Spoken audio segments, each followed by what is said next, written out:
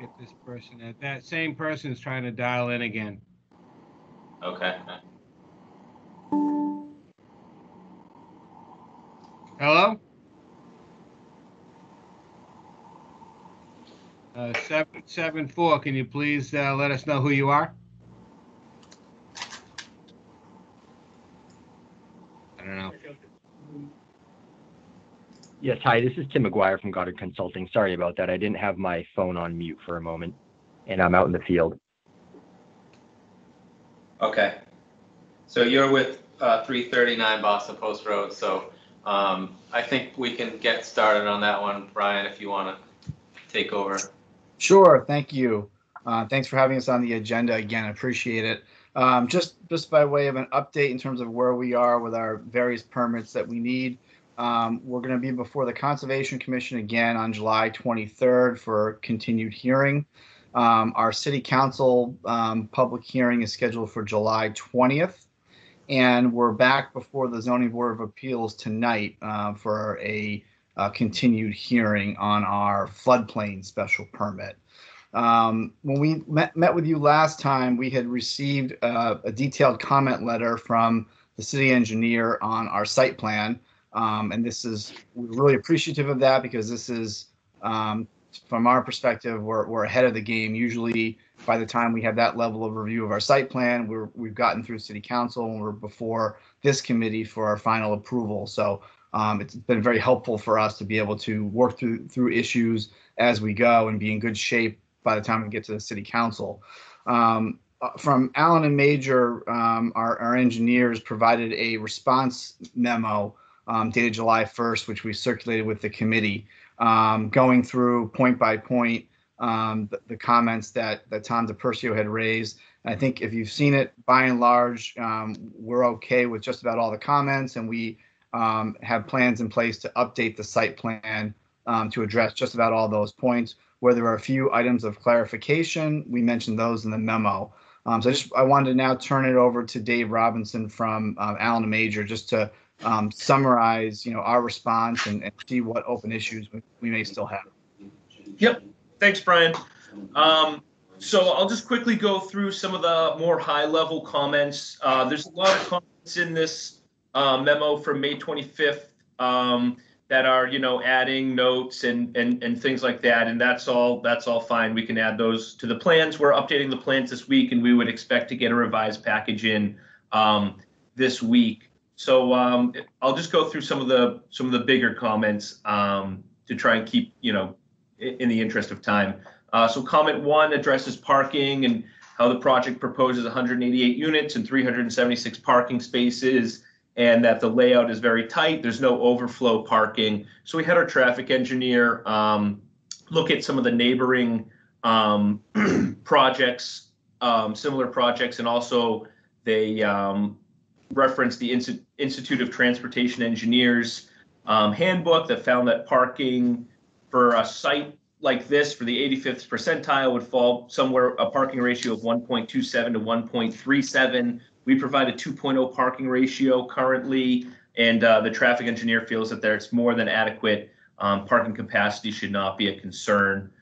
Question 2 is related to site access, and there's some concerns about the entrance and egress that we're currently proposing onto Boston Post Road and how that's going to play in with Mass DOT.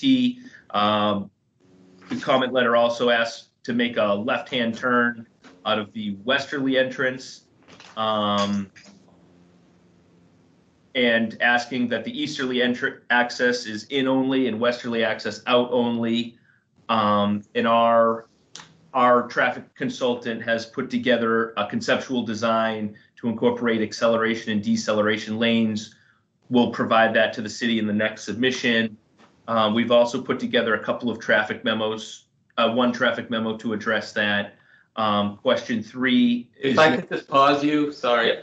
I'd just like to put up a graphic for the other committee members and the counselors and whoever else is interested that kind of explains what I meant with that comment. So I'm going to try to share this.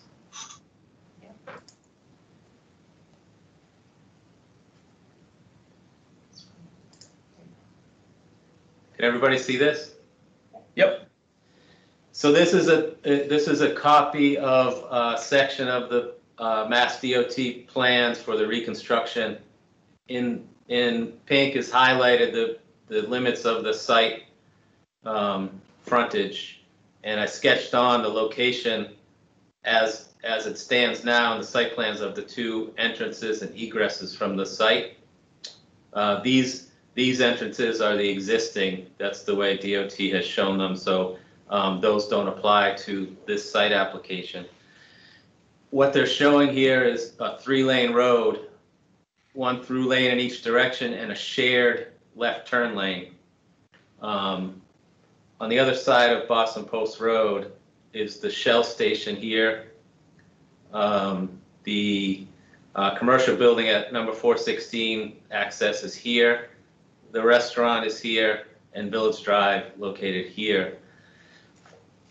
My concern about this westerly entrance and egress is that cars that are traveling west, queued up to take a left into the site, are going to conflict with the entrances to the gas station on the other side, which I think is probably a pretty heavy count on both of those. So I think that's going to be a difficult location for an entrance to this site.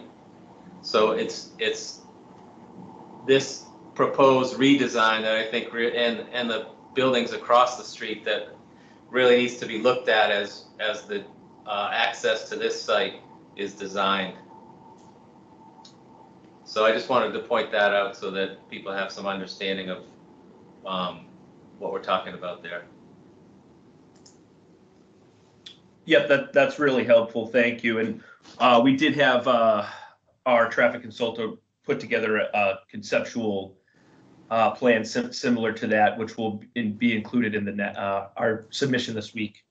So moving on to comment 3 regarding the traffic report and the different land use bases for estimating the traffic counts. Vanessa and Associates, our traffic consultant, basically analyzed both land uses for multifamily house mid-rise and multifamily house low-rise, and that's summarized in Table 1 of the memorandum we'll be providing. Comment 4 is just about the water and sewer fees. No responses there. Then it breaks each comment out by sheet. So on the cover sheet, we'll be providing a sign-off block for the city of Marlborough. 500-foot offsets from Boston Post Road, and zoning offsets, not a problem. We will need to file an 81X plan for this that will show all the contiguous properties combined into a single buildable lot. So we'll have our survey department prepare that. On the under existing conditions plan, comment 2 is just updating some of the abutters to the proper Jolen Residents Association.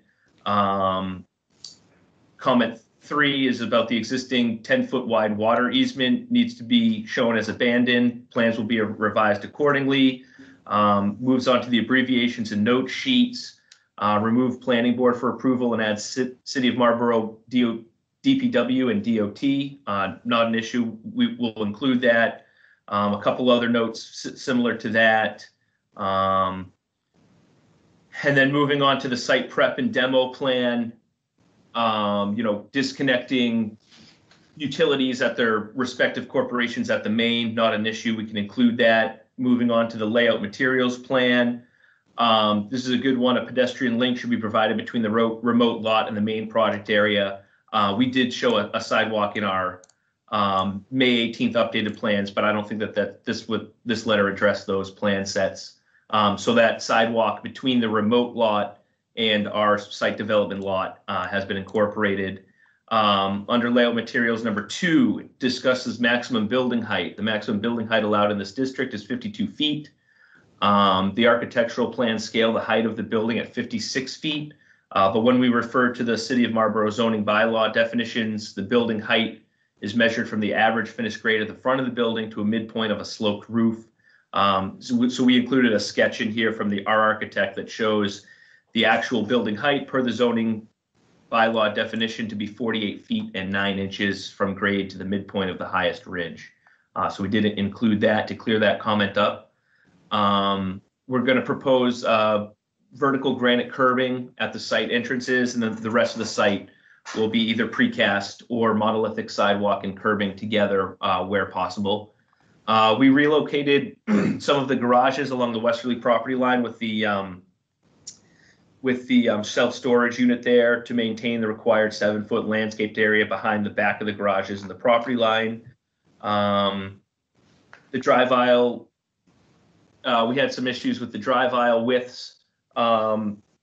22 feet is associated with compact parking, 24 feet is standard parking, and we've denoted on the layout material plans a 24-foot wide aisle to accommodate the full-sized spaces. Moving on to the grading plan, we'll add elevation benchmarks to the plan, more detailed grading and spot grades at certain areas on the site, such as at the entrances where it meets Boston Post Road. And moving on to comment 3, it deals with additional compensatory flood storage provided where possible. So we did have 2 areas of main compensatory flood storage, and we're also disturbing some of the floodplain in that area. And then in addition to that, we're also proposing 8,866 cubic feet of additional compensatory flood storage on site within the wetland replication area. So we have 3 different distinct areas of compensatory flood storage on site. So I believe that we've adequately addressed that. And we also have the floodplain hearing tonight with the ZBA, as Brian mentioned, and we would hope to close out tonight. The public comment portion of that has been completed. Moving on to comment 4, it deals with construction details for retaining walls and making sure that there's enough spacing between the retaining walls and our proposed subsurface systems. We've revised the plans accordingly to accommodate that. That'll come through this week in our revised plans. Moving on to the drainage plan, we've added clean out and inspection ports to the drainage plan, flow arrows for pipe flows, clean outs at all junction points for roof and area drains, rim elevations, size and types of pipe, lengths of pipe, slopes of pipe are added to the grading and drainage plan. Moving on to the utilities plan, the 10-foot wide water easement has been noted as abandoned. We've added pipes for added labels for water lines, types, slopes of those sewer lines, minimum 8 inches in diameter. Added the proper shutoff valves per the comment letter. It's important to note that there's no showers or outdoor bathroom facilities proposed for the pool area. Those will be inside of building 400. Moving on to comment 5, it has to deal with as-built plan showing the location of underground utilities below the planned utilities. That's no problem. We can add that to. We've added that to our plan set. We've moved sewer mains away from the proposed buildings at least 10 feet from the foundations. And another large comment is we changed the water line so that it loops on site and ties into the water main on Boston Post Road at 2 distinct locations. There's also going to be an upsizing of the water main in Boston Post Road East. It's going to be removed and replaced with a 12-inch water main. I believe it's an 8-inch currently. We're providing a 10-foot separation between all underground infiltration systems and the water service. Moving on to the truck turning plan, we've updated the truck turning plan so that the fire truck does not conflict with any parking spaces. Truck turning plan comment 2, the turning path exhibit also shows that right-hand turns onto the site will require crossing into the opposing lane onto Route 20. We've updated that so that the fire truck does not cross into the opposing lane during any movements. It can just pull straight in. We've revised those radii at the entrance and exits for the site. Moving on to the landscape plan, there were some distinct comments here about all landscape areas should be a minimum of 7 feet wide. We had to change some things around in the layout plan to accommodate that. We've updated the layout plan accordingly. We've updated the landscape plan accordingly with ordinance 650-47 so that we're meeting all of these requirements. And I think that pretty much is it. The really only outstanding items is we're going to get the contextual design of the acceleration and deceleration lanes from our traffic consultant for submittal, and the major items were providing those 7-foot landscape beds around the buildings and in landscaped areas, and updating the plantings to conform to the ordinances. So I think that they're all things that we can handle. They'll be in this updated plan set, and we were just hoping to kind of weed out some of the smaller comments this time and just kind of whittle it down to the major outstanding items. So at this time, I'd like to turn it over to the committee for further comments. Okay, I think, like you mentioned, the major one for me is the traffic, the location of the entrances and egresses and the design of those. So I guess if those plans and the additional study is forthcoming, I'll wait to get those and review when we receive them. I don't know if any of the other committee members have any comments or questions at this time that we can kind of get out there for you to consider. Jeffrey Cook, I do. Okay. I'll start. The plan with the 7 feet behind the buildings for the landscaped area, especially the storage areas, have I received those? I don't remember receiving any additional plans or corrections. Not yet. Those will Okay. be incorporated in the plans that we're going to submit this week. But we kind of just wanted to talk through this. You know, it's a pretty Okay.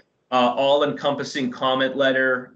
So we just kind of wanted to walk through each one, make sure everybody's comfortable with what we're planning to do as we work to get these plans submitted, and those will be represented in this week's submission. Okay. Thank you. Because I was concerned about that.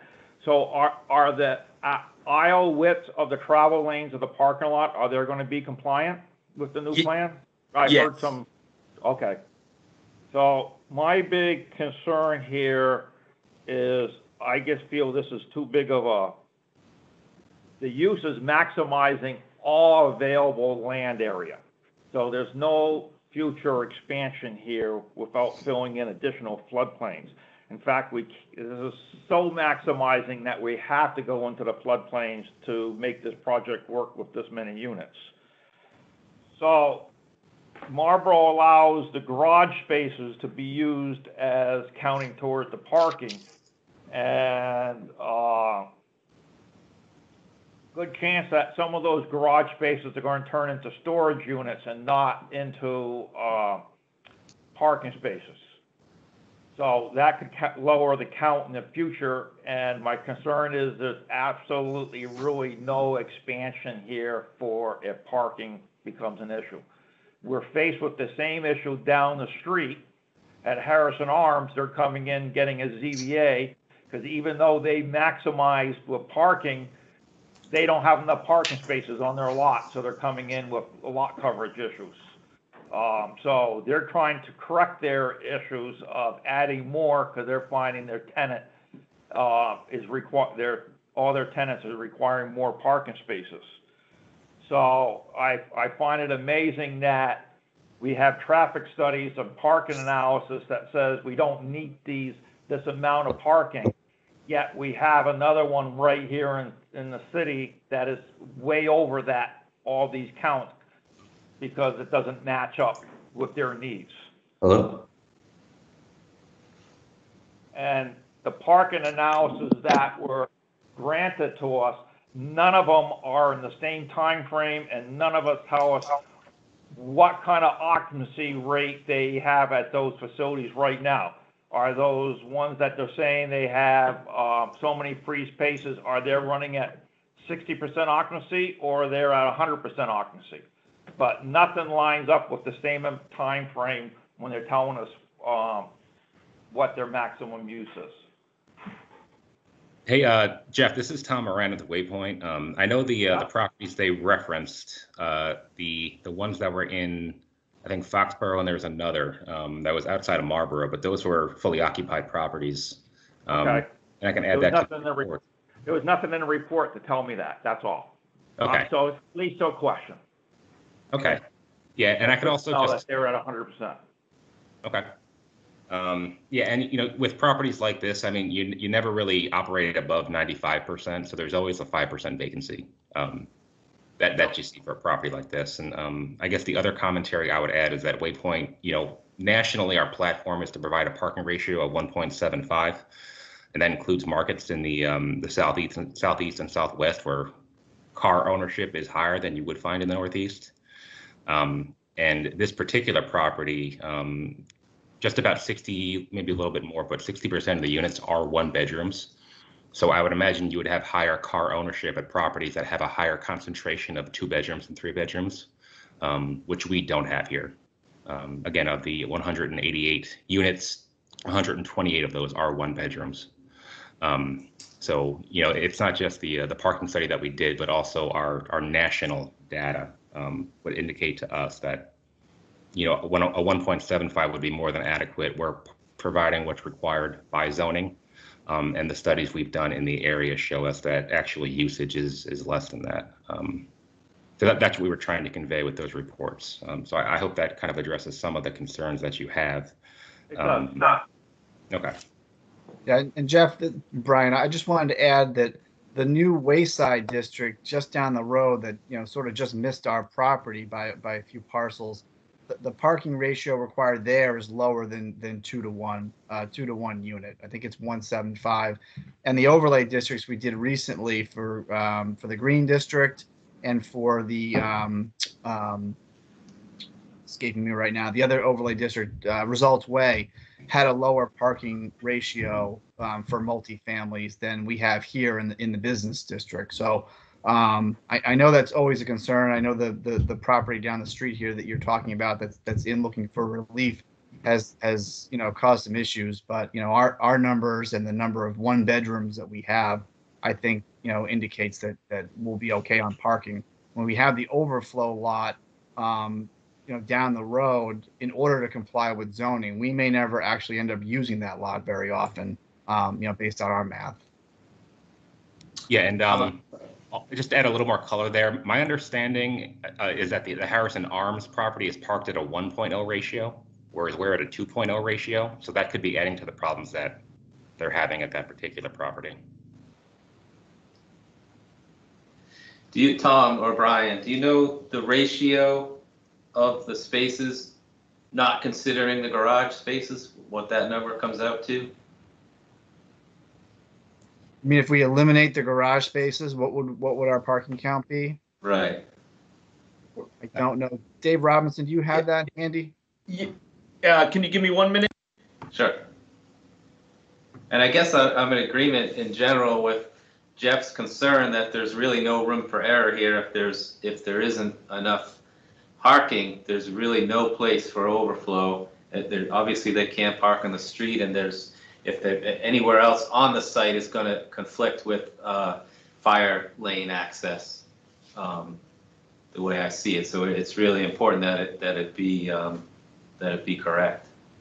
Yeah, understood. And we want our residents to be happy residents as well. And parking's a big part of that. And that's something, I found in my career is that when you are underparked, it does present a lot of issues for maintaining, residents at the property. So that's certainly something we don't want to do. In the quick math I just did, Dave, I think we're at a 1.77 or 1.78 ratio when you take out the garages.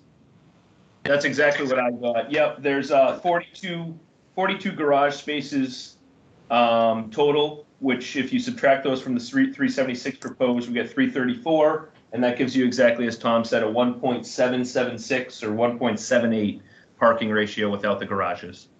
But for that to be an issue, we'd have to seek a variance to reduce the number of parking spaces that we're allowed to provide, or a zoning amendment for the garages to be converted to something other than parking. I mean, we need those right now to comply with zoning.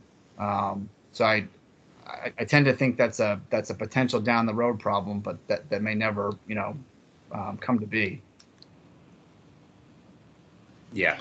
And as a backup plan, something we've talked about internally is that if parking did become an issue down the road, you could always remove garages to get greater efficiency, the use of space.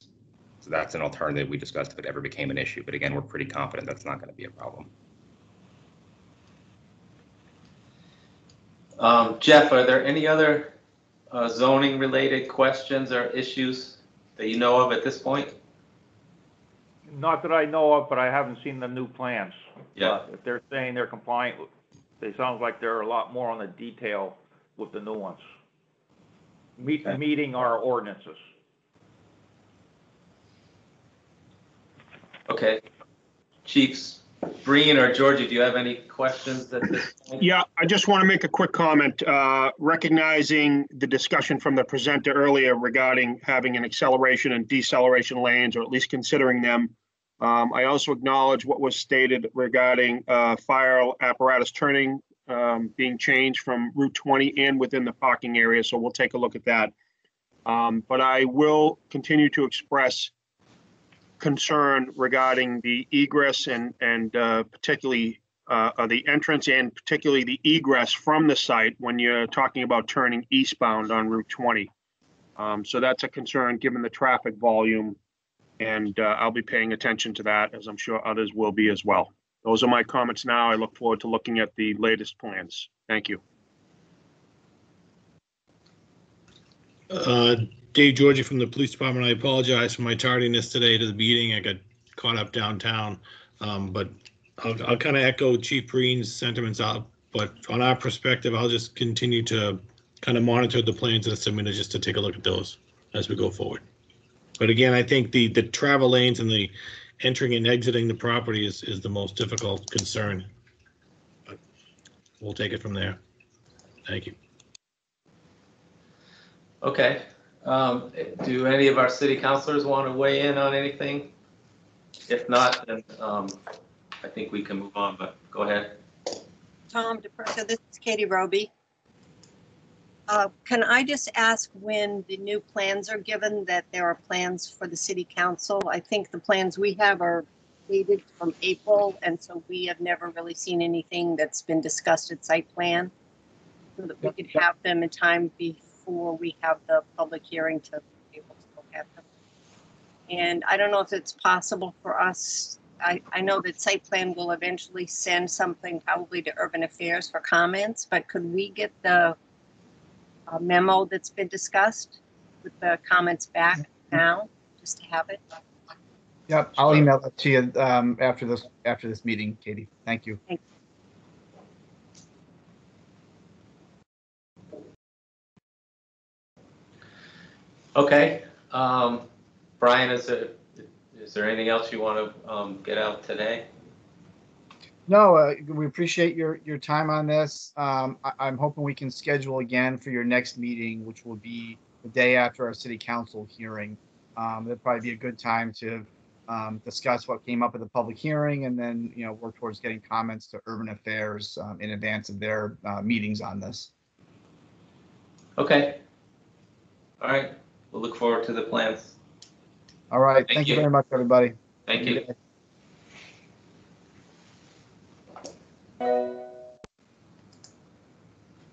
So I think we have some folks from 280 Lock Drive on now. Yes, good morning. Hi. Hi. Good morning. Sorry So for just a quick- being late here. Take a break while everybody leaves. Just a quick explanation while everyone leaves the meeting. The question here was from the folks that are redeveloping the 280 Lock Drive site, which is the International Academy down at the end of Lock Drive. They're as part of what they're doing there, they want to see if they can change the address of that facility. And I thought, since I guess the main issue to me with that request would be making sure that there's no confusion for emergency responders. So since Chiefs Breen and Georgie are here, I thought it would be a good place for them to make that request and just explain what they want to do, and let us consider that. So is Dennis here or whoever's going to make this? I am, yeah. How you doing? Thank you. Again, sorry for running late there. We didn't get that email link. It went to my spam. Yeah, so the to change it would be to create, you know, kind of an inner drive that we could name, you know, One Innovation Circle. It is a school. We want to attract, obviously, students for that purpose, and then we additionally want to kind of change the name to something that's more, you know, related to the academia piece of it. That being said, all we have right now currently is an existing site plan, which we sent over. Obviously, there's no intent to rename the entire Lock Drive. We really were just intending to rename our address. So this is our first kind of putting our toes in the water and trying to see what we would need to kind of do to help the town and get anything that we need in front of you. So it really should be just hopefully a quick conversation about any concerns and how we can kind of make this work, if at all possible. Okay, I don't think I got that site plan, so I don't have anything to show, but I guess just what we're considering is there's an inner site drive that loops through that site, correct? Yes. Correct, yes. And there's plans for pretty wide scale addition renovation to the school itself, and then also you know, landscaping and site plan changes. And Jenny's on the line as well from New England Innovation Academy. Okay. So I guess from my perspective, I would see this sort of like an Apex Drive situation where you've got a site with multiple buildings and an inner driveway that has a name. I guess what we would need to make sure is, one, that name doesn't conflict or sound too much like something else we have in the city that might cause confusion. And two, that we have the signage, I guess, maybe even at the beginning of Lock Drive that would maybe direct people that Innovation Way or whatever the name is at the end of that road, just to make sure that emergency responders could find the site and the address if someone were using that 911 call. That can be arranged. Tom, if I can speak for 1 second, I had a quick question. Yep. So that drive, as you hit the end of Lock Drive, it would become Innovation Drive. Are there multiple buildings? Jenny, you might be able to answer this. Are there multiple buildings off of that drive? And how would they be labeled going forward? So, you know, would they be numbered? Would they have a name on them? Just so the responders or the fire department would know where they're going to or what address. Yeah. Currently, there are 3 buildings that are interconnecting, Building C, Building B, and Building A, but they're all interconnecting. So our plan is to have a main entrance to all these 3 buildings, to center the entrance for the students. Of course, there are other side buildings as well, but there will be one address and one building. And with all these 3 buildings together, there's also 3 wings of dormitories. So it's actually, everything is interconnecting. And for right now, it's called 280 Lock Drive. So it's basically one address only on the entire property. And will the dormitories have separate entrances to the toward the driveway, or is it all from the main entrance? All from the main entrance. That's how it's designed. But each building, of course, they have other emergency exits to the back, you know, to the campus, not necessarily, you know, to the driveway. Okay. Okay, so I'm just to clarify then, to go to any location within any of those 3 buildings, they'll just use that one main entrance? And then have the to building, go yes. through the hallways to get to the, okay. Correct.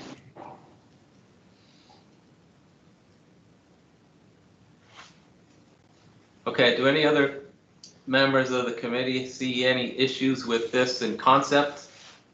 Maybe we need to consider the actual name before we give that okay, but as far as the in concept of changing this driveway and giving it a name. Does anyone see any issues with that? Hi, Tom. It's Kevin Breen, Fire Chief. So I did talk briefly with Chief of Operations. There was a little bit of reluctance to a name change.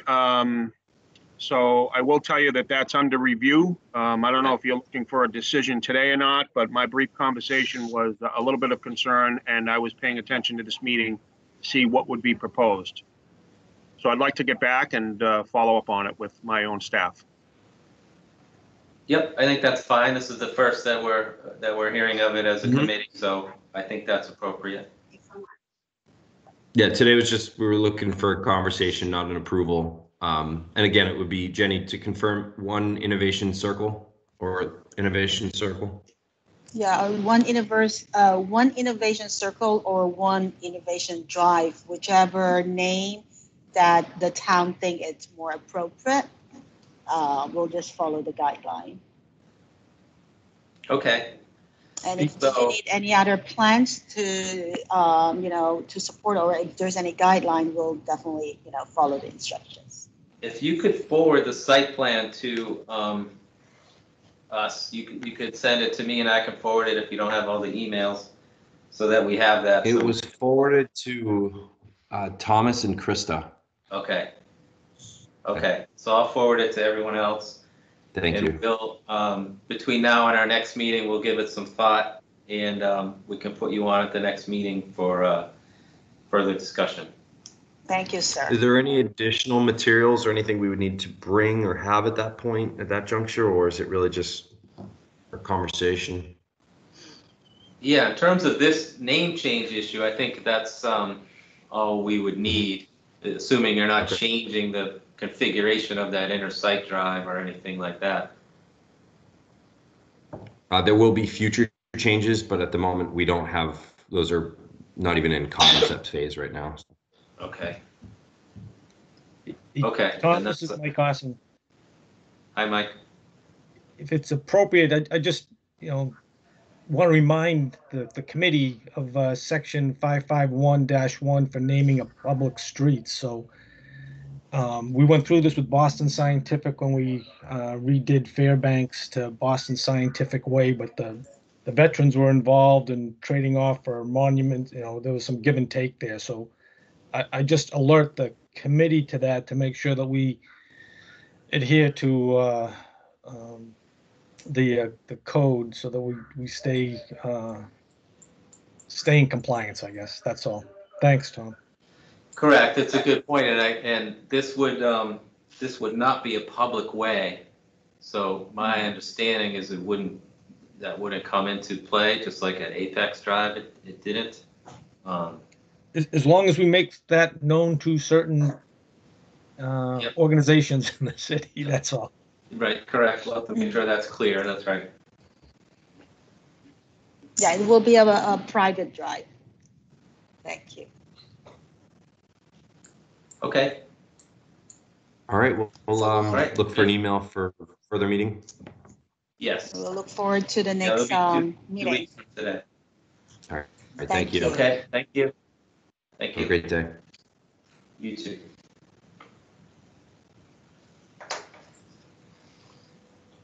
Okay. Anyone have anything else?